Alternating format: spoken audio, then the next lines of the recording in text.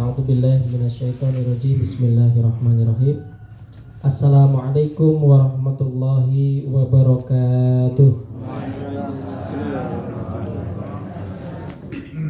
Innal hamdalillahi nahmaduhu wa nasta'inuhu wa nastaghfiruh wa nastahdihi wa na'udzu billahi min syururi anfusina wa min sayyiati a'malina. May yahdihillahu fala mudilla lahu wa may yudlilhu fala hadiyalah.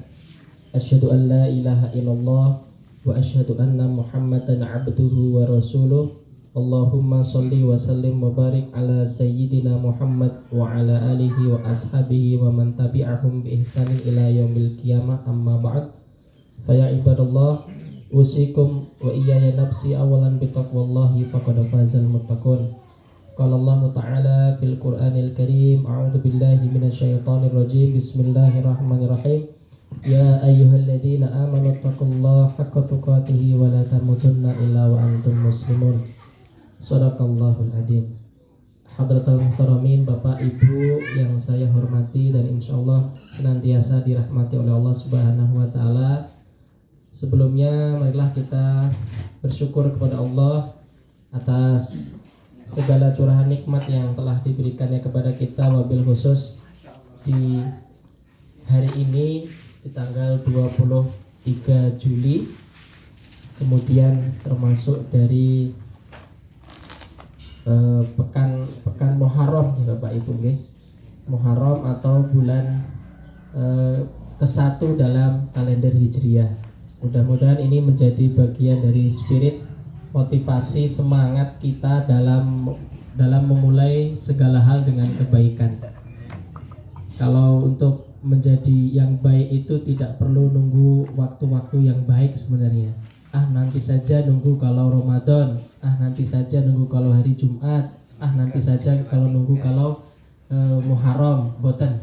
Tetapi kapanpun, seorang muslim itu harus selalu memperbaiki diri untuk menjadi diri yang lebih baik, dan biasanya kita itu sudah diberikan contoh ya setiap hari.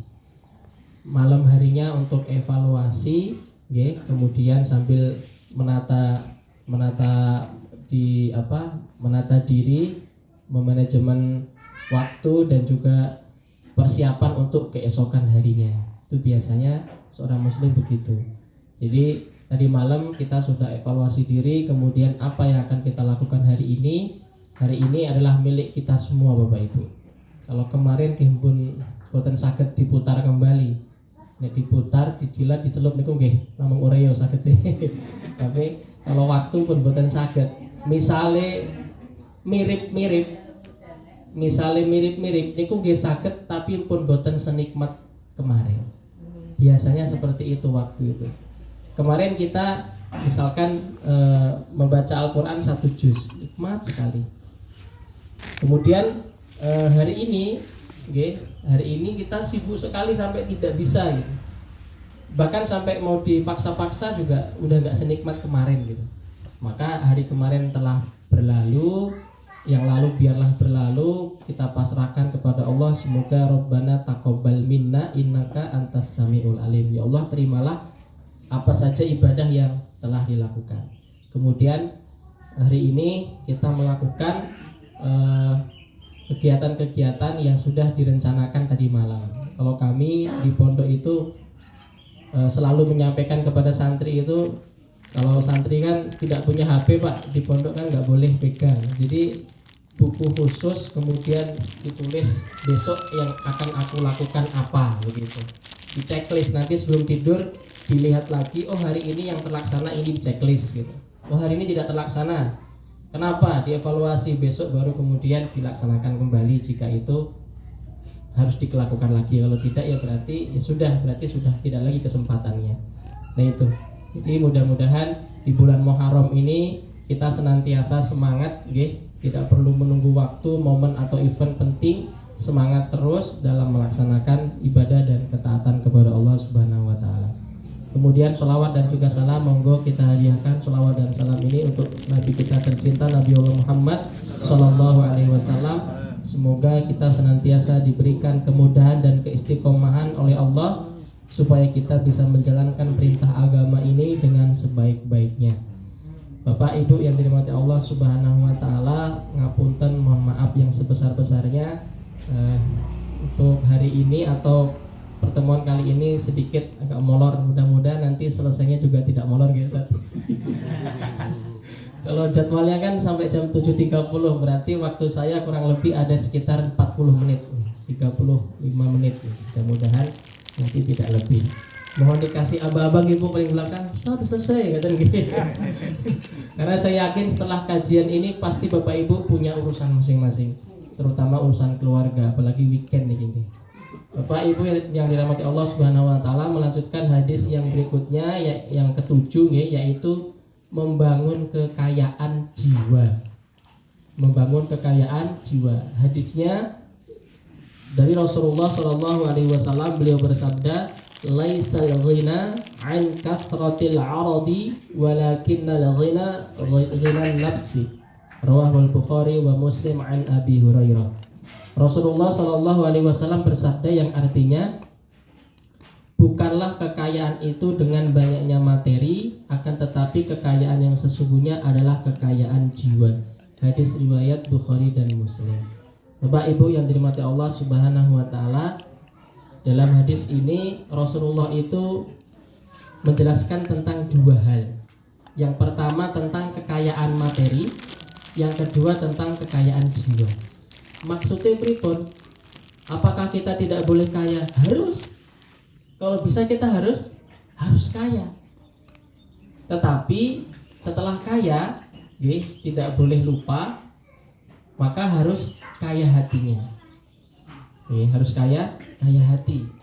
Dan itu kekayaan hati itulah yang tidak membuat seseorang itu riya atau sombong atau merasa punya segalanya. Makanya untuk pelengkap jiwanya itu harus ada kekayaan hati atau kekayaan jiwa. Maka Rasulullah Shallallahu Alaihi Wasallam ketika memberikan suatu hal, misalkan memberikan memberikan A, maka pelengkapnya adalah B, begitu. Sama seperti ini tadi. Kekayaan yang hakiki itu bukan kekayaan materi. Sebenarnya materi itu boleh, gitu nih. Tetapi kekayaan yang sejati adalah kekayaan hati, yaitu kekayaan ketenangan dalam hati. Ternyatanya banyak orang yang bergelimangan harta, tapi nggak tenang hidupnya. Takut dirampok lah, takut ada bencana. Tapi kalau orang yang hatinya kaya, hatinya lapang, mau hartanya tinggal di mana-mana juga terserah. Itu kan hanya titipan. Ketika diambil oleh Allah, monggo. Ketika ada yang datang untuk memerlukan, monggo. Tenang-tenang saja. Tapi kalau orang yang hatinya sempit, kemudian takut kekayaan yang dia sudah usahakan itu diambil orang, dia akan sempit hatinya. Tidur nggak tenang, makan kelingan sama harta, ya nanti yang di sana gimana di sana gitu. Maka Rasulullah Shallallahu Alaihi Wasallam sudah mengingatkan kepada kita bahwa Allah Subhanahu Wa Taala telah berfirman di dalam hadis qudsi, sesungguhnya kami menurunkan harta untuk menegakkan sholat dan menunaikan zakat. Jadi Bapak Ibu, kita mencari rezeki, kita kaya itu harus. Supaya apa? Supaya untuk memudahkan kita dalam melaksanakan perintah agama. Ada sebuah kisah para alim ulama terdahulu itu, ada orang alim pakai baju kebesaran. Kalau sekarang itu mungkin kalau ulama itu berarti pakai jubah, ngaten. Kalau ulama orang Indonesia berarti pakai jas, ngaten. Kemudian ada orang lain yang alim juga, tetapi dia zuhud. Dia tidak mau pakai yang seperti itu. Orang yang zuhud itu ya tidak pakai yang bermegah-megahan, kata orang yang alim yang satunya. Zuhud itu ya apa adanya gitu, sopan samping segala macam. Terus kemudian ditimpali sama yang orang alim yang satunya. Justru dunia ini kendaraan untuk ke akhirat. Saya mengartikan zuhud itu dunia sebagai fasilitas, saya gunakan untuk ke akhirat. Kamu dikasih di dunia, dikasih fasilitas dunia malah nggak dipakai, malah pakaian sopan samping, gimana sih ya gitu. Jadi kita tidak ada salahnya kita kaya, Tapi di sini kemudian kekayaan itu dipergunakan untuk apa? Sesungguhnya kami menurunkan harta untuk menegakkan sholat dan menunaikan zakat. Seandainya Bani Adam memiliki sebuah lembah, niscaya ia menginginkan lembah yang kedua. Seandainya dia memiliki dua lembah, niscaya ia menginginkan lembah yang ketiga. Dan terus seterusnya, tidak akan pernah merasa puas. Sungguh tidak ada yang bisa memenuhi mulut Bani Adam kecuali tanah. Kemudian Allah akan mengampuni siapapun yang bertaubat. Bapak Ibu yang dirahmati Allah Subhanahu wa taala. Jadi sampai kapanpun gitu mata kita itu tidak akan pernah bisa pribon silap nih, silau akan kekayaan harta itu. Makanya dibarengi dengan kekayaan hati. Ada yang kita baru beli sepeda, mungkin tangganya yang tidak punya, kemudian yang tetangganya merasa punya sepeda, aku juga pengen punya gitu. Yang punya motor juga begitu, aku juga pengen punya motor. Ada yang punya mobil baru, aku juga pengen punya mobil. Terus begitu terus sampai akhir nanti kalau dituruti semua mbok enten puas ya, Pak. Saestu nih, leres ini. Akhirnya apa? Kita kembalikan kepada diri kita sendiri.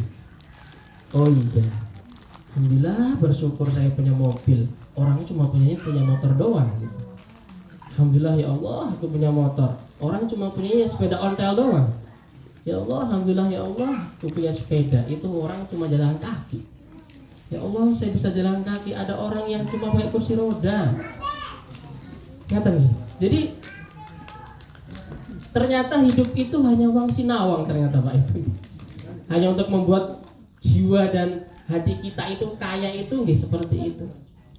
Jadi sampai kapanpun penglihatan kita itu akan silau dengan apa? Dengan kekayaan milik orang lain. Maka yang bisa adalah kita kembalikan kepada diri kita, okay? Kekayaan hati kita itulah yang sebenarnya.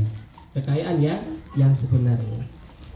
Bapak Ibu yang dirahmati Allah Subhanahu wa taala, okay? Kekayaan hati, okay? Kekayaan hati itu bisa diraih. Dengan apa syarat-syaratnya? Okay? Untuk meraih kekayaan hati kita harus mewujudkan syarat-syaratnya sebagai berikut. Yang pertama, selamat dari ketergantungan selain Allah. Maksudnya pripun? Kita menggantungkan apapun hanya kepada Allah Subhanahu wa taala. Kalau kita sudah narimo ing pandum, maksudnya kita sudah selamatkan diri kita dari merasa iri kepada orang lain. Kita pun nerimo ing pandum itu pun kaya baik. Jadi yang pertama itu. Kemudian yang kedua, ketundukan dan kepasrahan kepada hukum dan ketentuan Allah Subhanahu wa taala. Alias kita beriman kepada qada dan qadar. Kita beriman kepada takdir. Takdir itu urusannya Gusti Allah. Tapi kalau usaha dan doa urusannya manusia. Jadi kita tidak bisa merubah takdir. Karena memang sejak manusia itu sebelum di alam rahim, ya, itu sudah ditentukan takdirnya. Nanti hidupnya di mana, meninggalnya di mana, rezekinya berapa, kemudian nanti tinggal di, semuanya itu sudah ditentukan. Ya, di pohon arsy itu ketika nanti seseorang itu meninggal itu jatuh pohonnya itu, mengapunten daunnya jatuh, berarti telah gugur. Manusia yang banyak itu telah ditetapkan takdirnya. Takdir sudah ketepatan Allah, okay?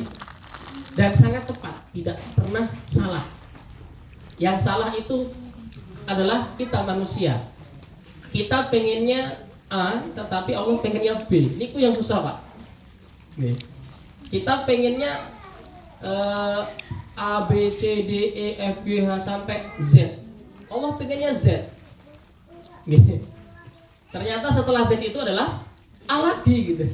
Jadi kadang takdir itu di luar nalar kita Pak. Agak susah dipercayai kalau soal takdir itu dengan akal.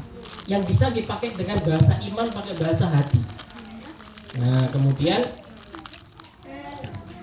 karena kita sudah tunduk dan pasrah kepada takdir Allah, yang pun manut kersane Gusti. Nggih, manut kersane Gusti. Niki contoh mawon Pak Ibu. Saya itu kemarin di pondok itu pernah mengikuti pendaftaran beasiswa LPDP, beasiswa dari pemerintahan. Niku semua persyaratan Pak Ibu pun dilalui Pak. 1, 2, 3 tinggal klik, tinggal klik. Hanya kemudian semalaman suntuk dari malam sampai subuh itu Allah takdirkan saya nggak tidur. Tidak tidur karena hari terakhir itu saya galau Pak Ibu. Mau tinggal klik saja, persyaratan juga sudah diunggah, diupload. Kemudian seakan-akan Allah itu memberikan ilham kepada saya dengan sebuah tulisan di sosmed, di media sosial. Persyaratannya ini, kuliahnya itu harus weekday, harus di hari aktif, bukan di hari libur, bukan weekend. Wah ya sudah kalau begitu, akhirnya saya mundur alon-alon. Padahal semua persyaratan itu sampun disiap nih Pak.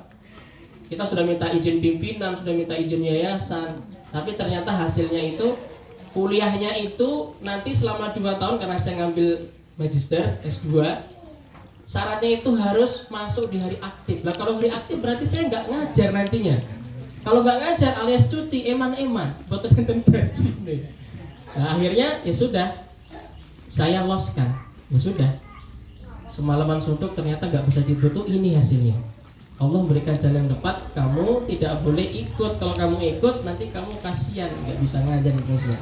Karena memang kalau beasiswa itu terikat ya Pak nih. Beasiswa itu terikat. Jadi harus manut mereka, manut pegangannya pusat.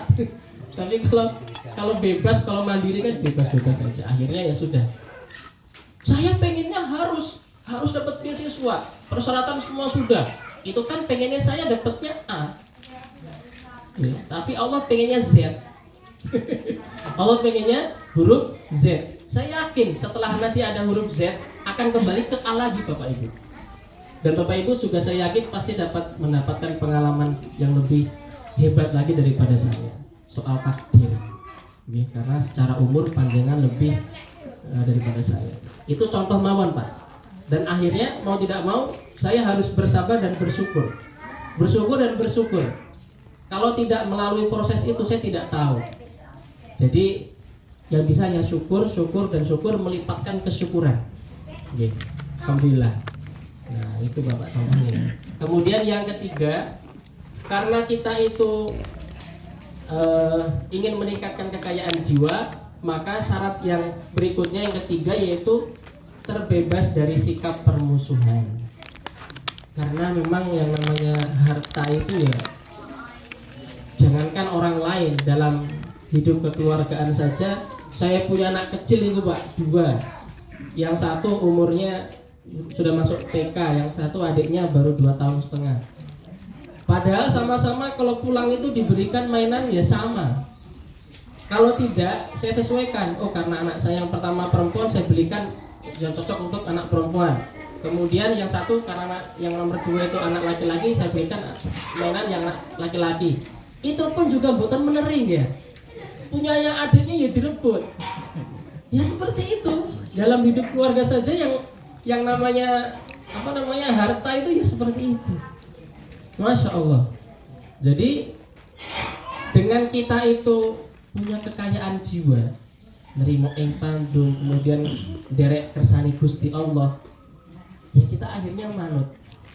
Ya cuma mainan saja. Cuma titipan mawon gitu.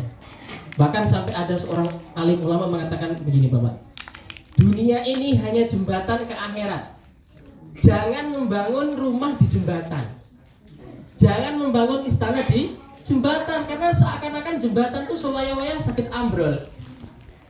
Niku Masya Allah niku. Kalau saya yang mengatakan mungkin perkataan biasa, cuma saya yang mengatakan, tapi ini seorang alim ulama, pasti dia mempunyai makna yang sangat dalam. Artinya nopo?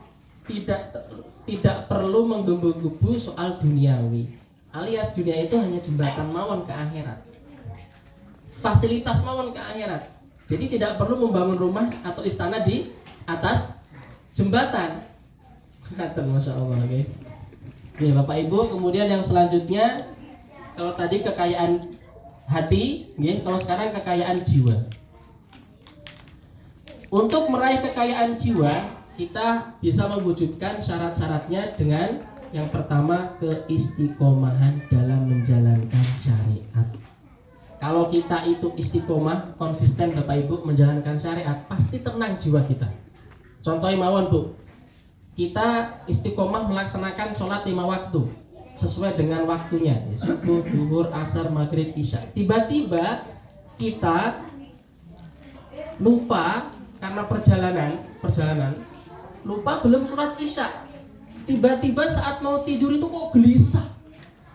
Jadi kenapa kok gelisah, mau tidur kok nggak bisa. Semua lampu udah dimatikan, semua pintu udah ditutup, semua apa saja yang di rumah sudah selesai dibersihkan. Tinggal santai, laya-laya mau tidur kok nggak tenang. Orang yang sudah istiqomah tuh biasanya ada sesuatu yang nggak membuat tenang. Oh lah, ternyata belum sholat isya. Jadi keistiqomahan itu kalau sudah nancep dalam diri kita Bapak Ibu, ketika kita tidak istiqomah sekali aja atau terlewat, pasti nggak tenang hatinya. Bapak misalkan sudah membiasakan diri setiap hari, tiap pagi baca surat Al-Waqiah misalnya, sudah biasa membaca surat Al-Mulk sebelum tidur, sudah zikir pagi dan petang, tapi kok hari itu belum dilakukan, pasti ada perasaan gundah. Nah itu yang tidak membuat ketenangan jiwa. Maka keistiqomahan dalam menjalankan syariat itu adalah syarat untuk mewujudkan kekayaan jiwa kita. Kemudian yang kedua, selamat dari belenggu syahwat. Jiwa seorang hamba jika telah disibukkan dengan ibadah kepada Allah secara tulus dan ikhlas, maka ia akan merasakan nikmatnya ibadah. Gini kok, kalau kita sudah menikmati ibadah, sudah terbiasa istiqomah menjalankan syariat, itu nikmat banget. Saya kalau belum sholat belum tenang. Saya kalau belum ngaji belum tenang. Saya kalau belum mendoakan putra putri belum tenang. Saya kalau belum sedekah belum tenang. Saya kalau belum menghadiri majelis taklim belum tenang. Itu ketenangan jiwa. Jadi dengan kegiatan-kegiatan itu akan menghilangkan syahwat kita. Karena kalau kita tidak melakukan kebaikan, syahwat akan mengalahkan kita. Maka Rasulullah SAW itu meminta kepada sahabat Bilal bin Rabah, "Ya Bilal, arihna bis salat." Wahai Bilal, hiburlah kami dengan sholat, istirahatkanlah kami dengan sholat. Sepertinya kok isyarat nih, kalau hidup itu memang hanya menunggu sholat. Sekarang ini seakan-akan kita sedang menunggu sholat duhur. Sebelum sholat duhur, diantar sholat duha, barangkali mungkin teringatan yang sholat duha. Nanti saat sholat duhur, kita seakan-akan menunggu sholat asar. Melakukan kegiatan apapun, ujung-ujungnya menunggu sholat maghrib. Mau ngaji, mau makan, mau berdoa bersama anak-anak, mau beraktivitas dengan keluarga, ujung-ujungnya nunggu sholat isya. Terus tiap hari begitu terus. Makanya Rasulullah, "Ya Bilal, arihna bis salat." Wahai Bilal, hiburlah kami dengan sholat. Jadi sholat niku sebagai penenang, ketenangan jiwa kita. Atau kebaikan-kebaikan yang lain, kebaikan ke satu dengan kebaikan berikutnya, itu supaya kita terlepas dan selamat dari belenggu syahwat. Apalagi anak muda Bapak. Anak muda itu kalau tidak dikasih waktu, tidak dikasih kegiatan yang produktif, dia akan dibelenggu oleh syahwat. Ini anak muda nih, PR luar biasa zaman sekarang itu, apalagi sudah pegang gadget nih, luar biasa. Habis waktunya itu. Padahal kalau dia tidak pegang HP, misalkan HP-nya dicas saja, dia bisa nyapu rumah, bisa menyuci baju, bisa bersihin halaman, wah luar biasa, banyak pekerjaan, nyuci motor seterusnya. Tapi kalau HP-nya sudah dipegang oleh dia, waktunya habis secara nggak langsung. Nah ini yang luar biasa PR bagi kita Bapak Ibu. PR zaman sekarang itu Masya Allah itu. Nah jadi dengan menyelamatkan diri kita dari belenggu itu, kita akan tenang. Kemudian yang selanjutnya, barang siapa yang dunia menjadi obsesinya, Allah akan memporak-porandakan urusannya dan menjadikan kefakiran berada di depan kedua matanya, serta tidak diberikan kepadanya kecuali apa yang telah ditetapkan untuknya dari urusan dunia. Kemudian barang siapa yang akhirat menjadi orientasinya, Allah akan menyempurnakan semua urusannya dan menjadikan kekayaan berada dalam hatinya, serta dunia akan mendatanginya meskipun dunia itu tidak menginginkannya. Maksudnya kata Bapak Ibu, ketika kita pagi hari membuka mata, yang kita pikirkan itu kalau bisa ibadahnya dulu, tidak langsung duniawinya dulu. Pagi hari ketika kita bangun, buka mata, kita awalkan akhirat kita. Kita wudhu dulu, kita sholat dulu, kita ngaji dulu. Intinya yang amalan-amalan itu sudah tuntas sejak awal. Setelah itu baru kemudian urusan duniawi. Karena dunia itu nggak akan pernah habis, dari pagi, siang, sore kita bekerja. Karena bekerja itu mencari nafkah itu wajib. Minta-minta aja nggak boleh, kan berarti kita harus bekerja. Kalau nggak bekerja nggak mungkin rezeki datang, nggak mungkin. Bekerja itu juga ibadah, tapi kalau bisa urusan akhirat diawalkan. Jadi ketika subuh itu ya kita sholat subuh, wiridan dulu, doakan untuk anak cucu keturunan kita, selesaikan sejak awal. Baca Al-Qur'annya, selesaikan sejak awal. Nanti setelah itu baru urusan yang kedua. Jadi menjadikan Allah nomor satu, kemudian yang lain nomor dua. Kita awalkan itu dulu, sehingga kita tidak menjadi orang yang disebut dalam sebuah hadis, Bapak Ibu.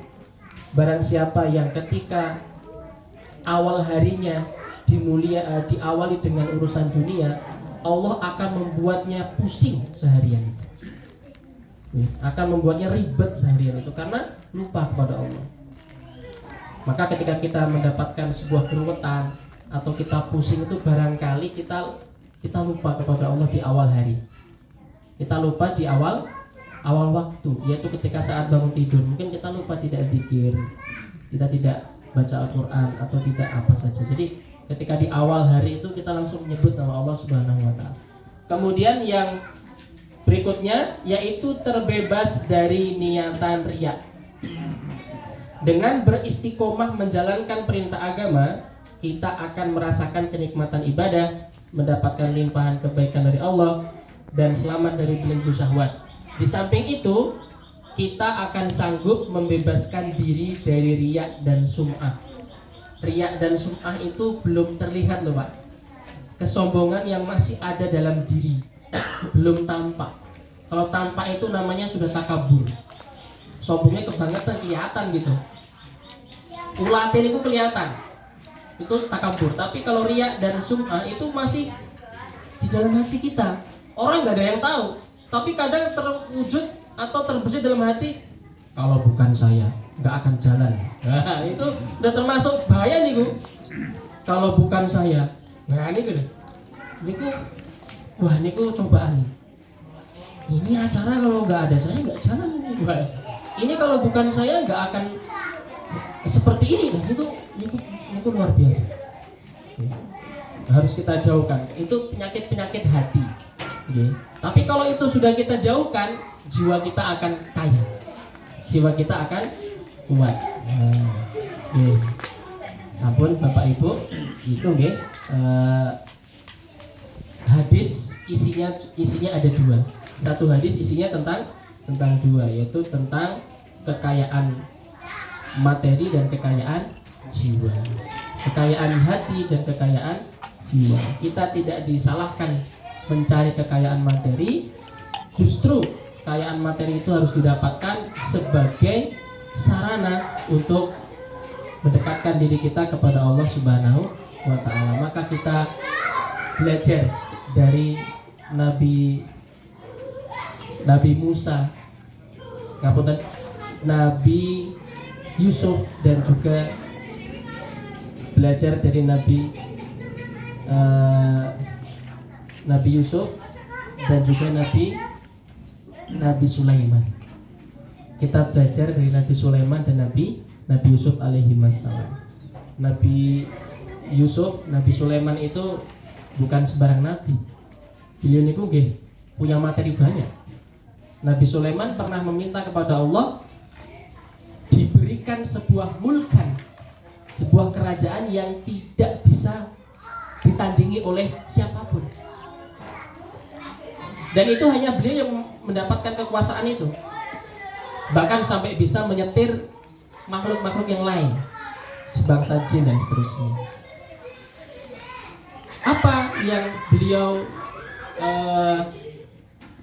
Apa yang bisa kita ambil pelajaran dari Nabi Sulaiman alaihissalam? Beliau senantiasa pandai bersyukur. Ketika mendapatkan dalam kehidupan beliau menemui dan mendengarkan seekor semut yang ceritanya itu sudah masyhur kita dengarkan dalam Al-Quran. Yang dilakukan oleh beliau itu bukan kok malah menginjak-injak semutnya, betul. Tetapi beliau tabassama dohika. Tabassam itu senyum dulu, baru kemudian dohika. Senyum berarti gini, ngata mbak? Ngata. Jadi senyum dulu, baru kemudian ngata. Fatabassama dohika min qauliha. Jadi Nabi Sulaiman tersenyum dan tertawa sedikit, dohika. Mendengar percakapan semut. Pripun percakapan ini kok semut bisa bicara? Jadi kalau saya buat tebak-tebakan sama anak-anak itu, gimana suara kucing? Meong. Gimana suara cicak? Cacak gitu. Bagaimana suara harimau? Mau. Terakhir, bagaimana suara semut? Gimana ya suara semut? Buatan saya kertas. Semut niku suaranya ngaten Bapak Ibu. Ya ayuhan namal, udkhulu masakinakum la yahtimannakum Sulaimanu wa junuduhu wa hum la yash'urun. Niku ucapannya semut. Wahai rakyat semut, masuklah kalian ke lubang-lubang kalian supaya kalian tidak terinjak-injak oleh Sulaiman dan bala tentaranya karena mereka tidak mengetahui. Nah itu ucapan semut, Pak. Jadi nanti kalau misalnya ditanya sama anak, suara semut pripun? Niku mau. Mendengar ucapan itu, Nabi Sulaiman itu tersenyum karena beliau bisa mendengar suara binatang. Itu mukjizatnya Allah untuk beliau. Maka karena beliau itu mendapatkan nikmat tersebut, Bapak Ibu, beliau tersenyum dan tertawa. Alhamdulillah. Apa doanya yang keluar dari lisan beliau? Bukan kok malah mengatakan, inilah aku, dengan segala kekuatanku aku bisa. Tidak seperti Firaun. Kalau Firaun mengatakan ana rabbiyal a'la, aku Tuhanmu yang paling tinggi katanya. Karena Firaun itu gatel itu mboten, Pak. Gatel niku mboten pernah, apalagi sakit. Gatel garuk-garuk itu mboten. Lah nek kula kan cokot jingklong garuk-garuk. Tapi dia sombong, akhirnya dihabiskan di Laut Merah itu, dilelep-lep nih. Nggih, dalam riwayat itu hidungnya dilelep-lelep tuh lihat. Kotor. Kemudian kalau Nabi Sulaiman boten. Doanya itu diabadikan dalam surat An-Naml ayat 19, Bapak Ibu. Mungkin sakit jenengan buka nggih. An-Naml ayat 19. Rabbi auzi'ni an ashkura ni'mataka allati an'amta 'alayya wa 'ala walidayya wa an a'mala sholihan tardahu wa aslih li fi dzurriyyati inni tubtu ilaika wa inni minal muslimin. Ya Allah, Engkau telah Engkau telah memberikan kepadaku rezeki, memberikan kenikmatan kepadaku, maka aku mohon kepadamu supaya aku menjadi orang yang pandai bersyukur. Yang pandai bersyukur untuk orang tuaku juga, dan aku bisa melaksanakan amal soleh. Itu doa nih. Ini adalah doa syukur, Bapak Ibu. Ya, doa syukur.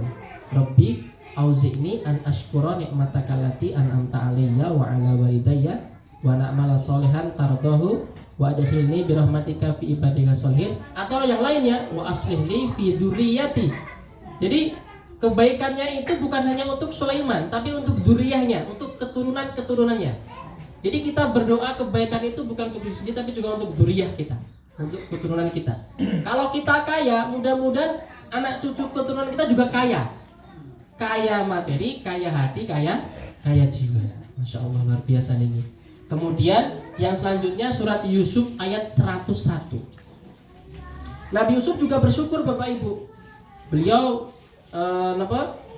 selain menjadi Perdana Menteri pada waktu itu, bendahara negara juga pada waktu itu, beliau juga mempunyai keistimewaan, yaitu bisa mentakwilkan mimpi. Jadi bukan sembarangan orang beliau ini, takwilkan mimpi. Nah, mimpinya itu yang kemudian merubah kondisi Mesir, merubah kondisi Mesir pada waktu itu.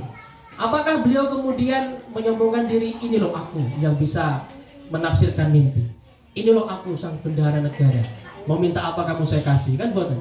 Aku adalah raja di raja, mau apa kamu sini, kan buatan. Beliau mengucapkan ribuan dalam surat Yusuf ayat 101 itu. Rabbi qad ataitani minal mulk, ya Allah ya Tuhanku, Engkau telah memberikan sebagian kekuasaan kepadaku. Wa 'allamtani min ta'wilil ahadits, dan Engkau telah mengajarkan kepadaku sebagian tafsir mimpi, takwil ahadits. Fatiras samawati wal ard, Engkau adalah pencipta langit dan bumi. Jadi ketika Allah telah memberikan kelebihan-kelebihan, keistimewaan kepada kita, yang disebut itu Allah terlebih dahulu. Fatiras samawati wal ard, Engkau pencipta langit dan bumi. Anta waliyyi fid dunya wal akhirah, Engkau adalah sebaik-baik penolongku di dunia dan akhirat. Kalau bukan Allah yang menolong, siapa yang akan mensukseskan kita? Kemudian doa yang paling indah, tawaffani muslimah, wafatkanlah aku dalam keadaan menjadi orang muslim. Wa alhiqni bisolihin, gak tanggung-tanggung, masuk surga rame-rame, masuk surga bareng-bareng. Ya Allah, alhiqni bisolihin, nanti temukan aku dengan orang-orang soleh juga. Masya Allah, jadi doanya masuk surga rame-rame dengan bertemu dengan orang-orang soleh sebelumnya dan orang-orang soleh setelahnya. Yaitu dengan siapa? Dengan keluarga besar kita, dengan jamaah kita, dengan masyarakat kita. Siapapun yang soleh dan soleha pasti akan dipertemukan kembali. Maka Bapak Ibu yang dirahmati Allah Subhanahu Wa Taala, selain kita mensyukuri nikmat Allah, narimo ing pandum, kemudian kita mengikuti takdirnya derek kersane Gusti Allah, kita juga mari amalkan dua doa tersebut, yaitu surat An-Naml ayat 19 dan surat Yusuf ayat 101. Mudah-mudahan dua doa itu menjadi backingan kita. Kalau orang mengatakan kita sukses, siapa di belakang kita? Nah, kita itu punya backingannya langsung pusat Pak Ibu. Langsung Gusti Allah. Allah langsung penolong kesuksesan kita, supaya kita bisa menjadi orang yang kaya. Insya Allah kaya materi, insya Allah kaya hati, dan juga kaya jiwa. Amin ya rabbal alamin. Maka kan Bapak Ibu yang bisa disampaikan, alhamdulillah selesai sampai jam 6:30 kurang. Semoga menjadi amal jariah bagi kita semuanya, dan kita tetap senantiasa semangat dalam menjalankan perintah agama kita. Amin ya rabbal alamin. Subhanakallahumma wa bihamdika asyhadu an la ilaha illa anta astaghfiruka wa atubu ilaik. Wal afa minkum. Wassalamualaikum warahmatullahi wabarakatuh.